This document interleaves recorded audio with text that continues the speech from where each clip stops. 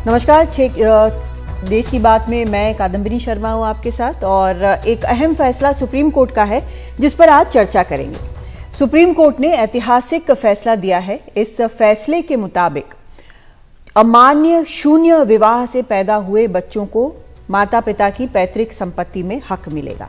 ऐसे बच्चों को वैध कानूनी वारिसों के साथ हिस्सा मिलेगा। अब तक ऐसे बच्चों को माता पिता की अर्जित की गई संपत्ति में ही हिस्सा मिलता था, माता पिता की पैतृक संपत्ति में हिस्सा नहीं मिलता था। हिंदू मैरिज एक्ट की धारा 16(3) का दायरा बढ़ाया गया है। CJI D Y Chandrachud, justice JB Pardiwala, justice Manoj Mishra का ये अहम फैसला है। केवल माता पिता की विरासत में मिली संपत्ति ऐसे बच्चे को मिलेगी, किसी और रिश्तेदार की संपत्ति में हिस्सा नहीं मिलेगा। इस तरह की बातें कही गई हैं। और इस सब पर और जानकारी दे रहे हैं हमारे सहयोगी आशीष भार्गव।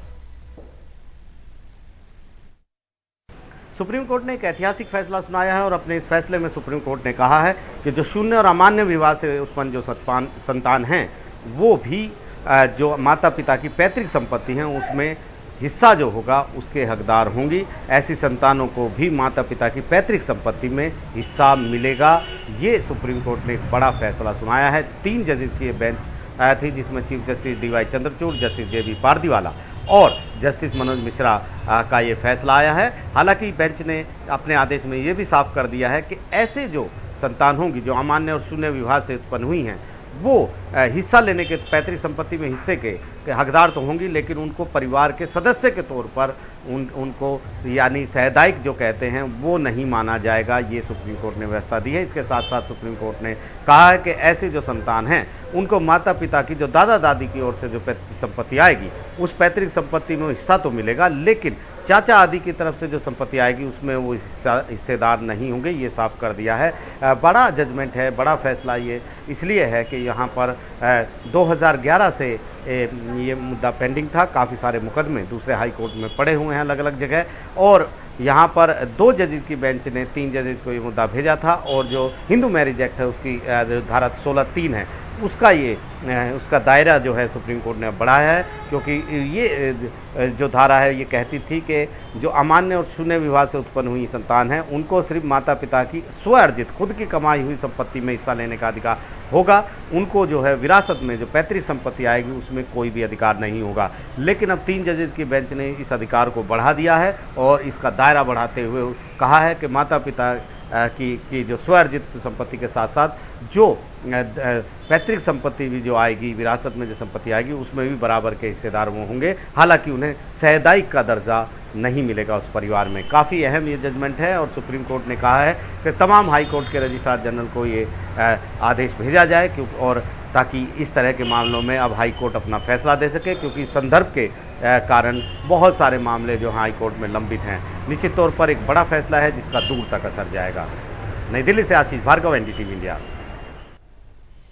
और इस पर चर्चा के लिए हमारे साथ खास मेहमान जुड़ रही हैं। जानी मानी वकील हैं शोभा गुप्ता और ऐसे मसलों पर काफ़ी काम किया है। आपका बहुत स्वागत है शोभा।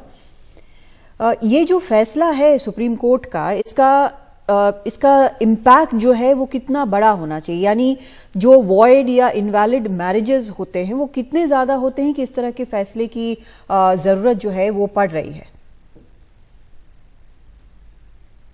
मतलब मेरे पास डेटा नहीं होगा कदमनी ये बताने के लिए कितनी मैरिजेस हैं जो वॉइड और वॉइडेबल हों, पर हाँ शायद एक कंफ्यूजन इस रिपोर्टिंग से था कि इलेजिटिमेट चिल्ड्रन को भी रिकॉग्निशन है। अच्छा। तो illegitimate children by and large या illegitimate children from a marriage, so court ने यहाँ ये भी क्लैरिफाई किया है कि बेसिक प्रमाइस ये जरूरी है कि वहां एक शादी थी, वो शादी बाद में डिक्लेयर हो गई इनवैलिड या वो शुरू से ही वॉइड थी।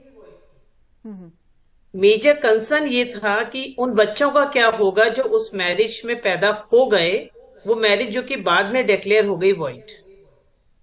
उन बच्चों को तय बात है बिकॉज वो वॉइड डिक्लेयर हो गई तो इलेजिटिमेट हो जाएंगे, बट उनके राइट्स क्या होंगे, फिर उनके राइट्स का अफेक्ट क्या होगा ना। फॉर्चुनेटली सेक्शंस और प्रोविजंस क्लियर थे।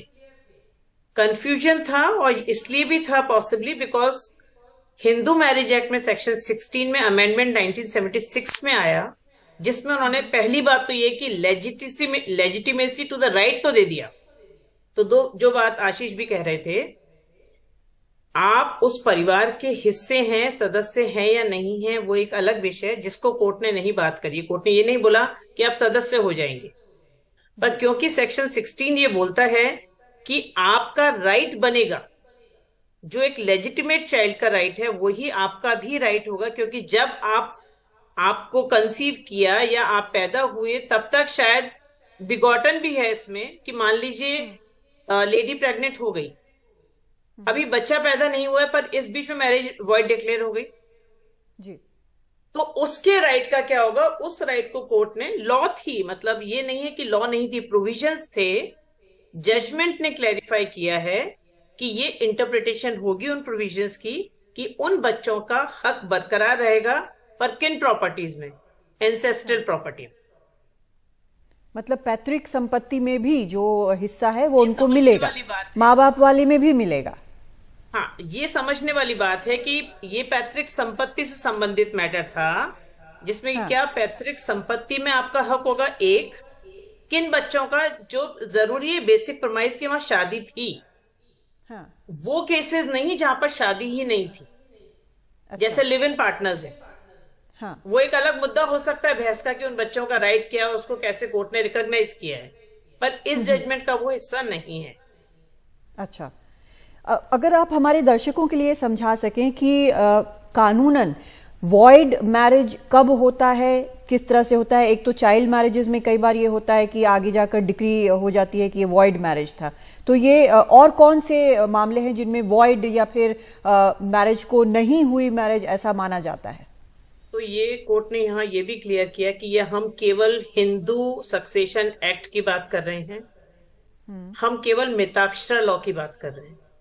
हमारे हिंदुस्तान में हिंदू सक्सेशन दो तरीके से हो सकता है, हम हिंदू सक्सेशन की ही बात कर रहे हैं यहाँ पर इस एक्ट में जी। दाय भागा या मिताक्षरा। दाय भागा में आपका राइट जनरेट होता है after death of the predecessors. Mitakshara में the moment you take birth, आपकी जब पैदा होता है बच्चा तो उसका राइट जनरेट हो जाता है उस परिवार की पैतृक संपत्तियों में। आप हिंदुस्तान में ब्रॉडली मिताक्षरा लागू होता है, कुछ हिस्से हैं जहां नहीं होता, जैसे बंगाल में नहीं होता, झारखंड में नहीं होता, उड़ीसा में नहीं होता है। ये 3-4 हिस्से हैं देश के जहां पर दाय भागा लागू होता है, मिताक्षरा नहीं होता। तो मान के चलिए जजमेंट ब्रॉडली पूरे हिंदुस्तान को कवर कर रहा है। तो पहली बात मिताक्षरा, दूसरी बात केवल हिंदू सक्सेशन एक्ट।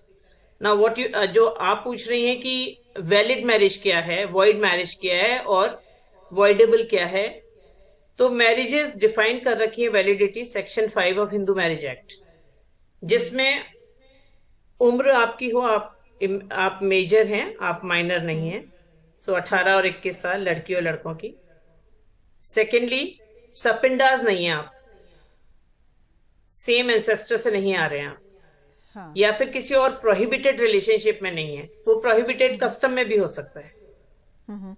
और ऐसा नहीं कि आपके पास पहले से आप शादीशुदा हैं या आपका कोई स्पाउस है, पति या पत्नी, तो ऐसा अगर आप फॉल नहीं हो रहे हैं तो आप वैलिड मैरिज है।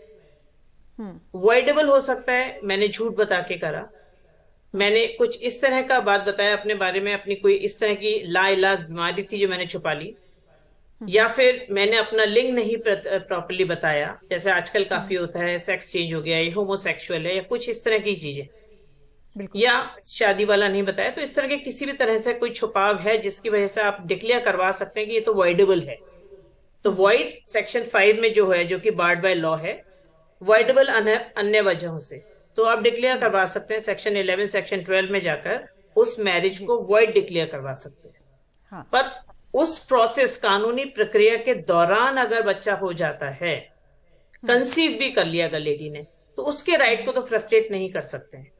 इसीलिए 1976 में हिंदू मैरिज एक्ट में अमेंडमेंट आया और उन्होंने बोला कि जो लेजिटिमेट चिल्ड्रन का राइट होगा वही इलेजिटिमेट का भी होगा। मैं बस ये विश करती हूँ ये वर्ड बदल जाए आगे से, इलेजिटिमेट बच्चों के लिए तो यूज ना ही हो, तो शायद वो समय भी आएगा जब कुछ ये मांग चली है, लेकिन अभी तक इस पर कुछ हुआ नहीं है। जी, तो ये बस फर्क जो है वो जो लेजिटिमेट और इलेजिटिमेट वाला जो है वो यहाँ पर लागू हो जाता है, लेकिन मतलब केवल वो एक टर्मिनोलॉजी यूज हो रही है। हाँ। कि पर अदरवाइज हक बराबर का मिल रहा है। हाँ, मतलब Section संपत्ति में 16 हक बराबर का मिलेगा, परिवार में एक सदस्य के तौर पर हक मिले ना मिले। तो बेसिकली वो इस मुद्दा नहीं था इस जजमेंट का, वो इशू भी नहीं था जो रेफरेंस में गया था। तो मुझे नहीं लगता कि उस पर हम आशीष ने बोला और कोर्ट ने भी शायद उस पर एक पॉइंट दिया, पर शायद वो कानूनन फैसला नहीं है, क्योंकि अगर आप इस जजमेंट का कंक्लूजन का पार्ट देखेंगे तो वो उसका हिस्सा नहीं है।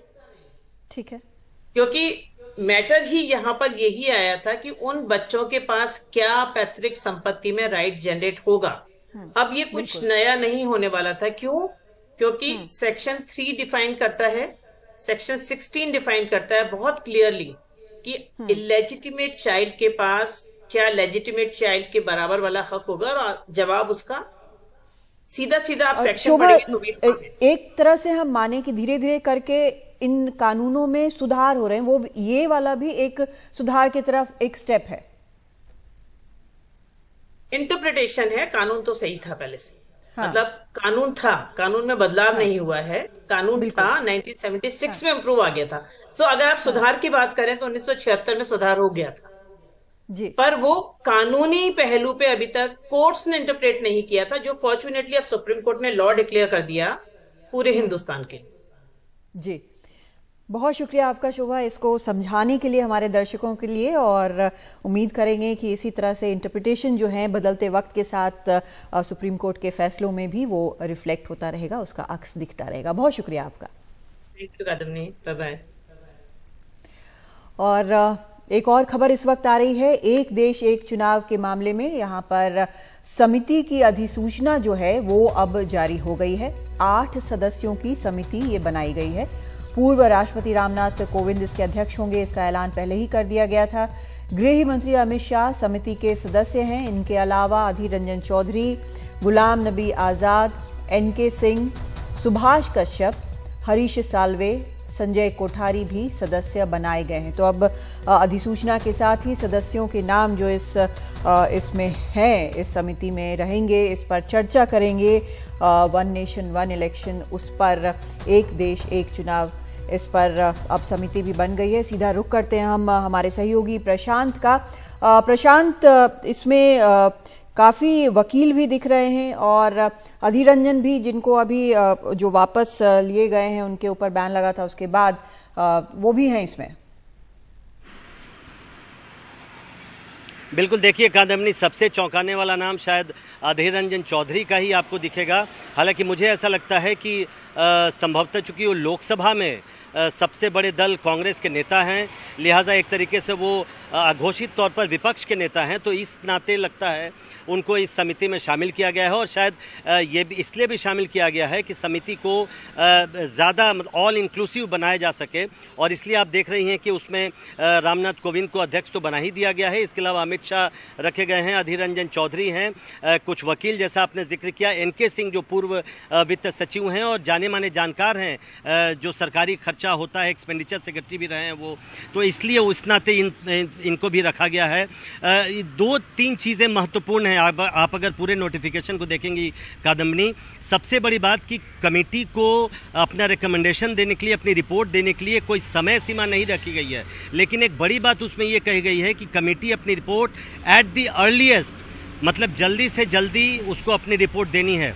इसका मतलब क्या है ये अभी क्लियर नहीं है कि जल्दी का क्या मतलब है। क्या 1 महीने के भीतर देना है या उसके भी जल्दी देना है, क्योंकि सरकार ने कल जिस तरह से ये अनाउंस किया इस कमेटी को बनाने का, तो लोगों को लग रहा है कि अब सरकार तेज़ी से इस मामले में आगे बढ़ना चाहती है।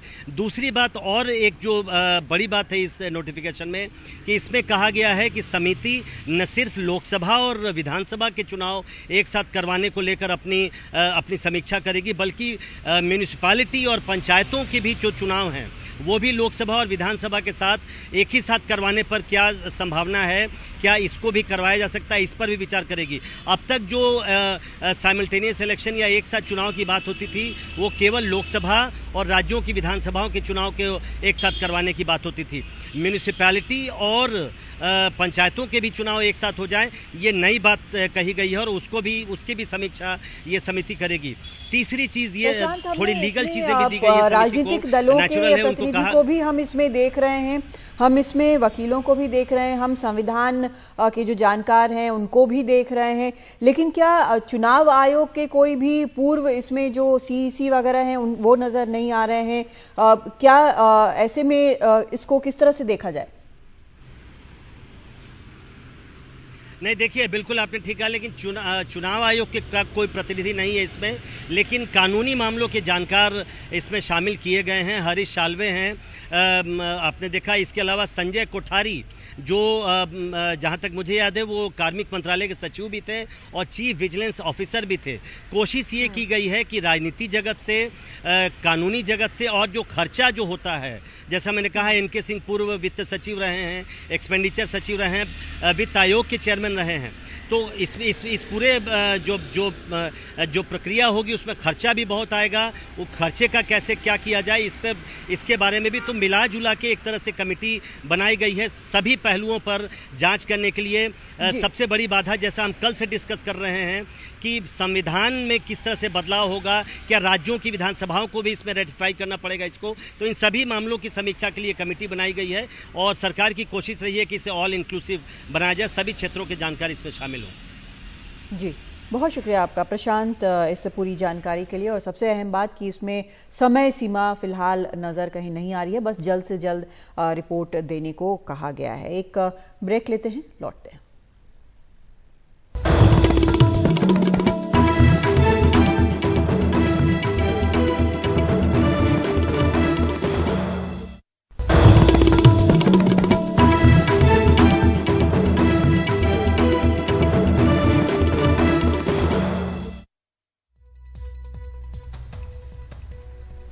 शनिवार को रायपुर का सियासी पारा खासा गर्म रहा, क्योंकि बीजेपी के अमित शाह और कांग्रेस के राहुल गांधी दोनों ने सभाएं की।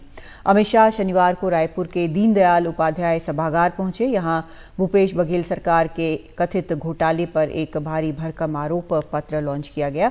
इसमें शराब घोटाले से लेकर ऑनलाइन ठगी कराने का आरोप सरकार पर लगाया गया। वहीं राहुल गांधी ने भी आज युवाओं से बात की। राहुल बाबा, आपने छत्तीसगढ़ के मेरे आदिवासी भाइयों को क्या दिया, इसका हिसाब जरा मेरे आदिवासी भाइयों को दीजिए। आपकी ये भ्रष्टाचारी सरकार, परिवारवादी सरकार, जातिवादी सरकार मोदी जी को आदिवासियों के काम नहीं करने दी। मित्रों, मैं आज बताने आया हूं मेरे आदिवासी भाइयों बहनों को, हमने छत्तीसगढ़ बनाया है, हमने छत्तीसगढ़ को संवारा है और छत्तीसगढ़ को ये भ्रष्टाचारी भूपेश से बचाने का काम भी भारतीय जनता पार्टी करेगी। एक तरफ बीजेपी और उनकी विचारधारा, दूसरी तरफ कांग्रेस पार्टी हमारी विचारधारा। उनका काम लोगों को बांटने का, नफरत फैलाने का, हिंसा फैलाने का। हमारा काम लोगों को जोड़ने का, नफरत के बाजार में मोहब्बत की दुकान खोलने का। तो दोनों ही नेताओं ने यहाँ पर भाषण दिए हैं। एक तरह से चुनावी बिगुल यहाँ पर फूंक दिया गया है, आरोप लगाए हैं। गृह मंत्री अमित शाह वहाँ पर बीजेपी के पहुंचे हुए थे और उन्होंने कई आरोप सरकार पर, भूपेश बघेल सरकार पर लगाए हैं। दूसरी तरफ राहुल गांधी जो हैं वो युवाओं को संबोधित कर रहे थे और इस पर जानकारी के लिए हम सीधा रुख करते हैं हमारे सहयोगी रवीश रंजन शुक्ला का। रवीश, एक चुनावी जो एक रणभेरी होती है वो फूंक दी गई है यहाँ पर। जी बिल्कुल, छत्तीसगढ़ की सियासत के लिए आज का दिन बहुत ही हाई वोल्टेज दिन रहा, क्योंकि आज राहुल गांधी भी रायपुर में थे और अमित शाह भी आज रायपुर में थे। और अमित शाह ने आज जो आरोप पत्र लॉन्च किया है उसमें तमाम सारे भूपेश बघेल सरकार पर गंभीर आरोप लगाए हैं। अमित शाह ने ये कहा कि भूपेश बघेल जो है वो तमाम सारी योजनाओं में कथित भ्रष्टाचार करके और उसके बाद में उसका पैसा जो है वो दिल्ली तक पहुंचाते हैं। भूपेश बघेल सरकार को उन्होंने कांग्रेस का एटीएम कहा। साथ में उन्होंने ये भी कहा कि धर्मांतरण का मुद्दा उठाया अमित शाह ने और ये कहा कि आदिवासियों पर ध्यान नहीं दिया जा रहा है, लिहाजा तमाम सारे इलाकों में जो धर्मांतरण है वो भी चल रहा है। तो एक बहुत ही लंबा जो है वो तकरीबन 100 के आसपास में जो छोटे बड़े कथित भ्रष्टाचार के आरोप हैं वो भूपेश बघेल सरकार पर अमित शाह ने आज लगाए। अमित शाह जब यहाँ मौजूद थे तो उनके साथ में जो प्रभारी हैं, चुनाव प्रभारी ओम माथुर, जो पूर्व मुख्यमंत्री हैं रमन सिंह, वो भी मौजूद थे। रमन सिंह की उन्होंने खुले दिल से तारीफ़ की और ये कहा कि 15 साल जो रमन सिंह की सरकार रही है छत्तीसगढ़ में, उसमें विकास के नए आयाम जो है वो बनाए और छत्तीसगढ़ को बिल्कुल विकसित राज्य की दहलीज पर खड़ा कर दिया था। लेकिन ये जो 5 साल भूपेश बघेल के रहे उसमें छत्तीसगढ़ फिर से बहुत पीछे चला गया। उन्होंने ये भी कहा कि एक सार्वजनिक मंच से उन्होंने चुनौती दी और ये कहा कि पिछले 15 सालों में जब कांग्रेस की सरकार थी, यानी 2004 से लेकर 2014 तक कांग्रेस की सरकार ने तकरीबन 77,000 करोड़ रुपया दिया और इस मोदी सरकार ने पिछले 9 सालों में तकरीबन 2.5 लाख करोड़ रुपया दिया। तो तमाम सारी बातें जो है वो अमित शाह ने गिनाई और कादम्बनी ये पिछले 3 महीनों में ये अमित शाह का 5वां दौरा था। तो इसी से आप समझ सकते हैं कि छत्तीसगढ़ की सियासत को लेकर जो आला नेता हैं वो बहुत ही गंभीर हैं और यही वजह रही कि इस बार बीजेपी ने अपनी चुनावी रणनीति भी बदली। आमतौर पर होता यह है कि जब तारीख की घोषणा होती है विधानसभा चुनाव के, तब उम्मीदवारों की घोषणा होती है, लेकिन इस बार आप सोचिए कि विधानसभा चुनाव की तारीख नहीं अभी आई है, लेकिन कांग्रेस और बीजेपी दोनों के जो शीर्ष नेता हैं वो लगातार रायपुर में पहुंच रहे हैं। बीजेपी ने तो अपने 21 सीटों के नामों के उम्मीदवारों की घोषणा तक कर दी, क्योंकि कर्नाटक चुनाव में आपको पता है कि बहुत देर से जो है अपने उम्मीदवारों की सूची निकाली थी, जिसका सियासी नुकसान उनको उठाना पड़ा था। तो इसी की वजह से इस बार छत्तीसगढ़ में अपनी चुनावी रणनीति को बीजेपी ने बदला है और 21 विधानसभा के उम्मीदवारों को घोषित कर दिया है और उनको ये कहा है कि आप अपने विधानसभा में बिल्कुल कमर कस लीजिए। तो बहुत गंभीर है, क्योंकि पिछले विधानसभा चुनाव में भूपेश बघेल ने लगभग सफाया कर दिया था, 14 सीटों पर सिमट गई थी बीजेपी। तो इसी के चलते इस बार बीजेपी को लगता है कि जो एंटी इनकम्बेंसी फैक्टर है ये भी भूपेश बघेल के साथ में जुड़ा है और अगर सियासी आक्रामक तरीके से हमला किया जाएगा भूपेश बघेल सरकार पर तो इसका उनको फ़ायदा जरूर मिलेगा। तो यही वजह है कि लगातार जो बीजेपी के शीर्ष नेता हैं और खुद अमित शाह, जो कि बूथ मैनेजमेंट से लेकर और जो दूसरे बड़े नेता हैं उनको कहां कहां पर प्रचार करना है, कौन कौन से मुद्दे उठाए हैं, इन सब पर उनकी बहुत ही तीखी निगाह रहती है। तो ऐसे में खुद कमान जो है वो अमित शाह ने अपने हाथों में ले रखी है और वो लगातार रायपुर का दौरा कर रहे हैं ताकि किसी भी तरीके से भूपेश बघेल सरकार को एक सियासी हमला बोला जाए, आक्रामक तरीके से चुनाव प्रचार किया जाए ताकि उसका फ़ायदा उन्हें मिले। बहुत शुक्रिया रवीश विस्तार से समझाने के लिए। और किस तरह से जैसा रवीश ने बताया कि अभी जो तारीख हैं उनका ऐलान चुनाव आयोग ने नहीं किया है, लेकिन उसके पहले से बीजेपी ने कमर कस ली है और लगातार दौरे जो हैं वो अमित शाह के हो रहे हैं। लेकिन ये दौरा इसलिए भी अहम रहा क्योंकि वहां पर राहुल गांधी भी मौजूद थे। दोनों नेताओं ने कई बातें कही हैं और एक तरह से आमने सामने यहां पर नजर आए हैं।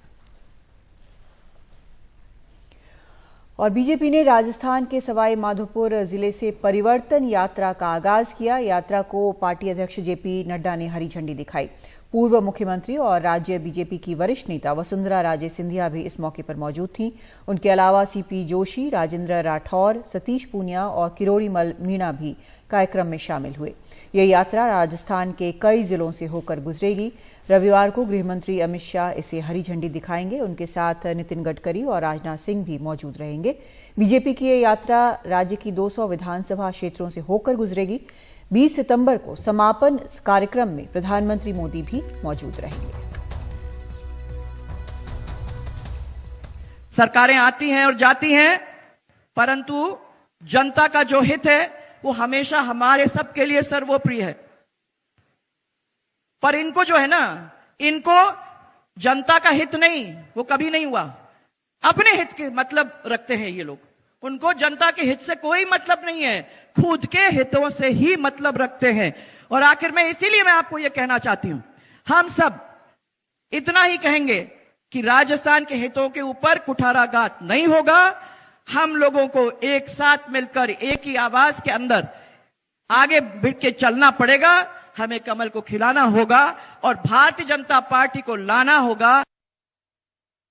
एक छोटा सा ब्रेक लेते हैं और लौटते हैं कुछ और अहम खबरों के साथ।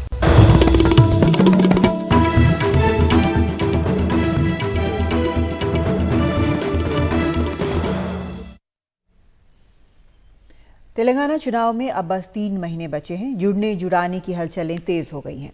कांग्रेस वाईएस शर्मिला तक पहुंचकर बीआरएस विरोधी वोट मजबूत करने की कोशिश कर रही है। क्या वाईएस शर्मिला अपनी लड़ाई का आंध्र प्रदेश में भी विस्तार करेंगी? क्या वो अपने भाई वाईएस जगन मोहन रेड्डी को चुनौती देंगी? देखिए हमारी सहयोगी उमा सुधीर की रिपोर्ट। वाईएसआर तेलंगाना पार्टी की नेता वाईएस शर्मिला ने गुरुवार को दिल्ली में कांग्रेस नेताओं सोनिया गांधी और राहुल गांधी से मुलाकात की। फिलहाल इस खबर की दोनों ने न पुष्टि की है और न ही खंडन किया है कि वाईएसआर टीपी का कांग्रेस में विलय हो रहा है। शर्मिला ने कहा कि उनका बस एक एजेंडा है, तेलंगाना से केसीआर का राज खत्म करना। केसीआर की उल्टी गिनती शुरू हो चुकी है। आंध्र प्रदेश के पूर्व कांग्रेस मुख्यमंत्री वाईएस राजशेखर रेड्डी की बेटी वाईएस शर्मिला ने जुलाई 2021 में राज्य में वाईएसआर या राजन्ना राज्यम लाने के मकसद से वाईएसआरटीपी बनाई। इसके बाद शर्मिला ने रिकॉर्ड 3,800 किलोमीटर की पदयात्रा की, जिसमें बीआरएस को निशाना बनाया।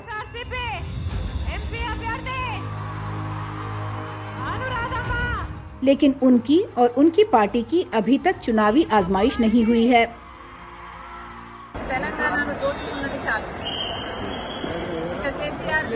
मेरी सारी कोशिशें तेलंगाना के लिए है। मैं अपने लोगों के हालात बेहतर करने के लिए सब कुछ कर रही हूँ, ताकि उन्हें तेलंगाना बनने का फायदा मिले।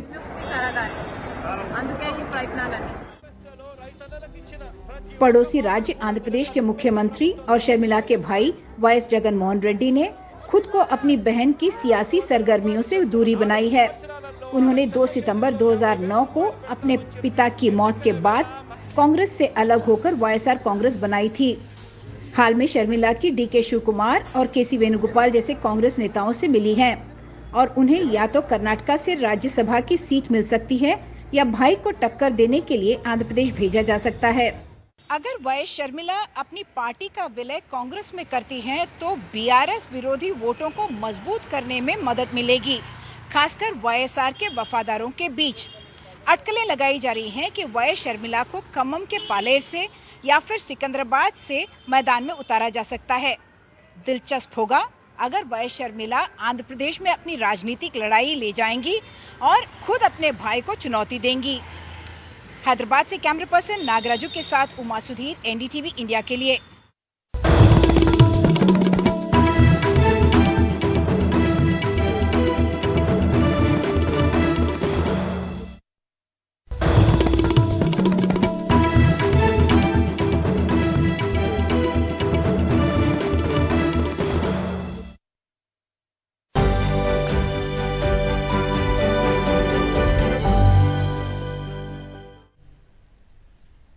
इसरो ने चांद के दक्षिणी ध्रुव पर चंद्रयान 3 को सफलतापूर्वक उतारकर इतिहास रचा। चंद्रमा पर कामयाब मिशन के बाद भारत अब अंतरिक्ष में अपने सूर्य मिशन की ओर बढ़ गया है। आज दिन में सुबह 11:50 पर श्रीहरिकोटा से पीएसएलवी के जरिए इस मिशन आदित्य L1 को लॉन्च किया गया। सूर्य के अध्ययन के लिए भारत का ये पहला मिशन है। आदित्य L1 का ये सफर 125 दिन में पूरा होगा और इस दौरान ये 15 लाख किलोमीटर की दूरी तय करेगा।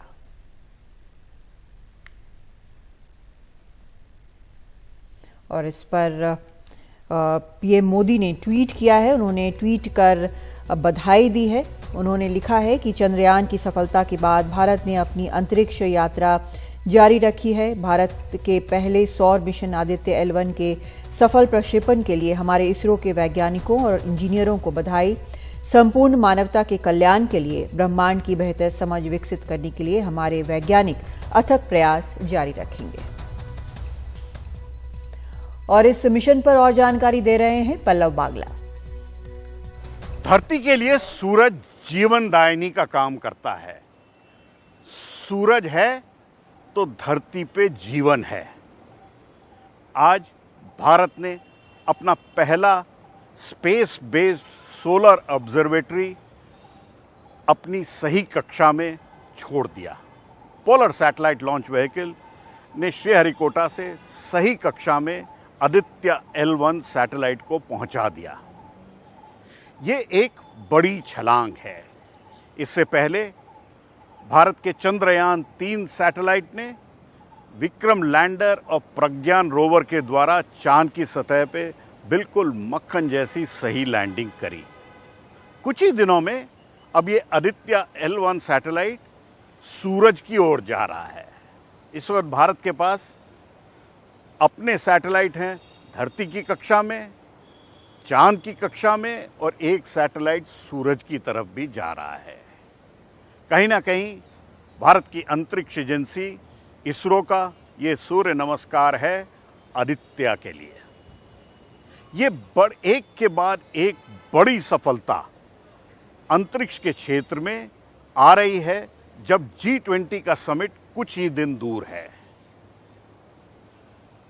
कहीं ना कहीं G20 के समिट में भारत की अंतरिक्ष की कामयाबी जरूर एको करेगी।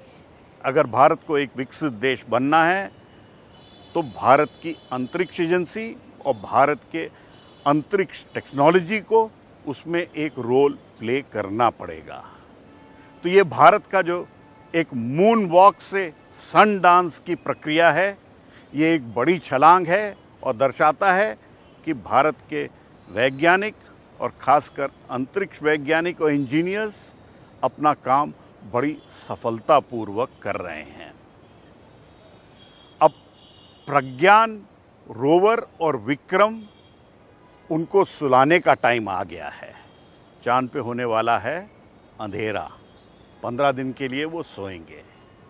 तो अगर इसको एक सरल भाषा में कहा जाए तो कहीं ना कहीं वो एक गाना जो है वो दर्शाता है, चंदा मामा सो गए, सूरज चाचू जागे। प्रज्ञान और विक्रम जो हैं वो सोने की तैयारी में हैं और सूरज की तरफ आदित्य सैटेलाइट बढ़ रहा है। नई दिल्ली से पल्लव बागला, NDTV इंडिया के लिए।